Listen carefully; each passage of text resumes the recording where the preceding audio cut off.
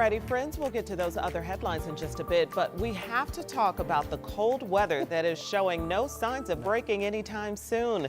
Meteorologist Sean Ash is here to hold our hands through it all. Yeah. He says more snow is on the way. Yeah, yesterday I said coldest. It reminded me of December of 2000. That actually was our coldest December on record. Okay. Our average high is 45 degrees. Okay. You may not want to look at this graphic I'm about to show you. Oh boy. Oh boy. This is our high temperature forecast in relation to that line of average, Felicia. Yeah, I see what you're trying to say here. Yeah, we're in for the long haul, it appears here. We'll see what happens in the middle of the month, but obviously the next 10 days, colder side of average. Now, because we've got this deep snowpack for this early in the season, and we've got the cold air, some weird things can happen.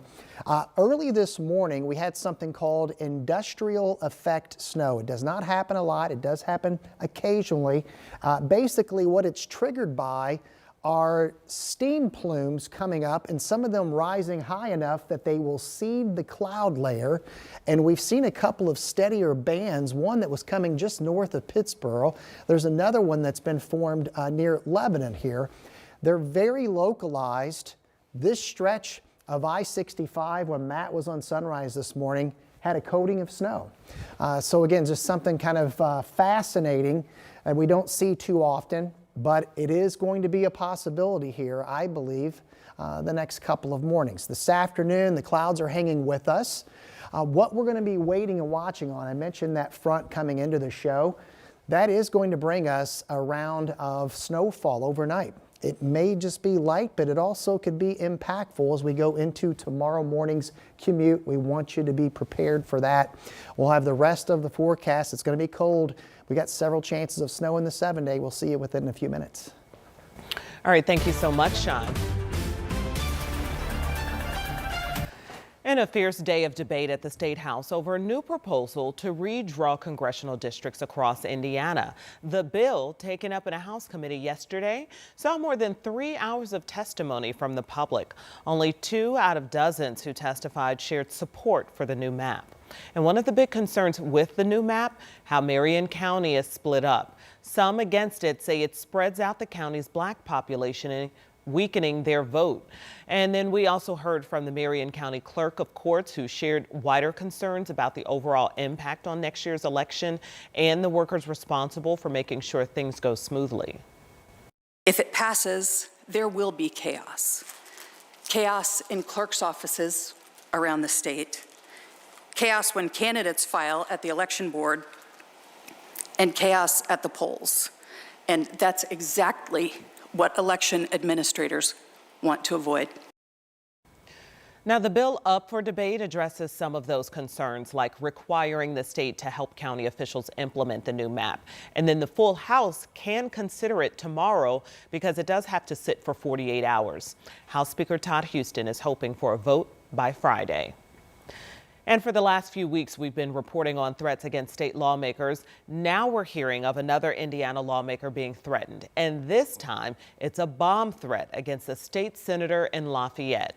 And it happened yesterday morning at the old home of Republican State Senator Ron Alting. He serves Carroll County and parts of Tippecanoe County. Police say they got an anonymous email that pipe bombs were planted there. The state senator shared a statement reading in part, quote, "This was a false threat intended to cause fear and disrupt the lives of innocent people. Regardless of the motive, it is dangerous and irresponsible, and it puts families and first responders at risk." We spoke with the Tippecanoe County Sheriff, who had this to say. We take all investigations serious. This isn't any different than any other, but it gets to a little bit of an extreme when they do what they're doing. And again, we take matters very seriously and want to bring those that are doing this to justice. Well, thankfully, no one was hurt in this incident, but Senator Alting is the 11th Republican lawmaker targeted in our state. And the Indiana Hospital Association is touting improvements towards lowering health care costs. Multiple reports show improved hospital pricing and more cost-effective care. Wallet Hub ranked Indiana 8th best when it comes to healthcare costs in 2025, up from 15th in 2021. And the ranking is based on factors like cost of a medical visit, average hospital expenses, and average monthly insurance premiums. And that same study ranked Indiana 22nd in overall best healthcare systems and 20th in access to healthcare services. Indiana Governor Mike Braun announces the launch of a new workplace initiative to support working families. The Family First Workplace policy allows eligible state employees to bring their infants to work until they're 6 months old. The program will be implemented in the governor's office, Department of Health, and State Personnel Department. Governor Braun says this in part, the parental bonding that happens in the first months of a child's life is irreplaceable. Our new Family First Workplace pilot program helps parents stay connected to their newborns while continuing their careers. And Indiana State Police are searching for the person behind a road rage shooting that put a man in the hospital. We want you to see bullet holes in the victim's car here. Police say it happened on the ramp from westbound 465 to Man Road just before midnight last Tuesday. Investigators believe the suspect drove away in a light-colored car. State police are asking anyone who may have seen something to give them a call. And prints in the snow. They helped Richmond police for a second time in less than a week. The department posted that a set of scooter tracks in the fresh snow yesterday led to the arrest of a suspect following a stabbing. And then this past weekend, a set of shoe prints in the snow led officers to a suspect accused of an armed robbery. And we're learning from IFD that a space heater next to straw on the floor of a home is what caused it to catch fire on the southeast side. This happened yesterday around 3 near I-65 and Raymond Street. 5 people were inside the home. 4 of them were taken to the hospital to be checked out. Well, a woman told firefighters they were using the space heater to keep a couple dogs warm when one of them knocked it over. Then a dog died in this fire. And this afternoon, we're still tallying all the donations gifted to organizations on Giving Tuesday.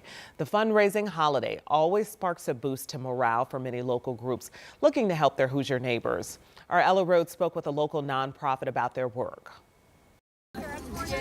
This is how Anthony Ventura spends every Sunday, cooking a hot meal for people he knows who need it most. All the funding being cut and stuff like that, like I said, it's important to have a good community behind you and stuff like that, because it gets pretty expensive with the forks, plates, and all the utensils and stuff that we have to get every week. He started his nonprofit, Big Homie Foundation, serving meals to the homeless only a year ago. Because not too long ago, Ventura was also without a place to call home. I remember not having anything at all, so now that I'm getting my life together, I just want to reach back to the man behind me, man or woman behind me, and just kind of bring them up too. Giving Tuesday allows Ventura to keep giving back. And the support he's received so far this Tuesday means more than preparing meals. It means a lot. It lets me know that people believe in what I'm doing and we're going the right direction. The Indianapolis Urban League also relies on Giving Tuesday for things like its monthly food distribution. We cannot do this work alone.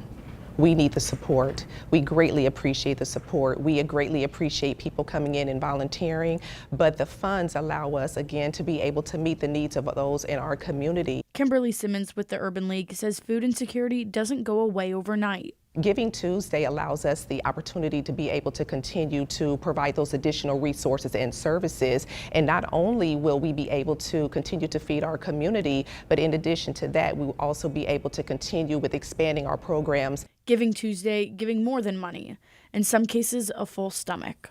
In Indianapolis, Ella Rhodes, 13 News.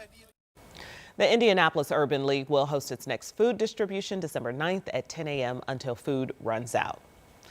Well, we have more news ahead. City leaders are prioritizing the safety of Hoosiers. So we're going to take a look at the plan from the Vision Zero Task Force that's supposed to help save pedestrians in the city.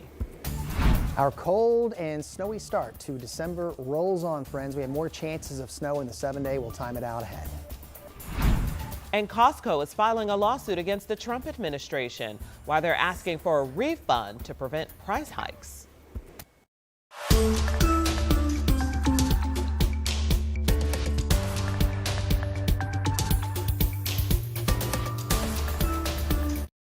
Hey there, I do a series called Real Men Wear Gowns. It's a campaign to get guys to pay attention to our health. Put that gown on, get screened, whatever it is, be proactive. And this week we're talking about aortic aneurysms. I sat down with a doctor, a vascular surgeon with Franciscan Health. So this is the aorta inside the chest. So the heart sits here. The areas throughout this aorta can develop an aneurysm, which is just a swelling of the blood vessel here. Men between 65 and 75 who smoke or used to smoke, you could be especially vulnerable, so you should get screened.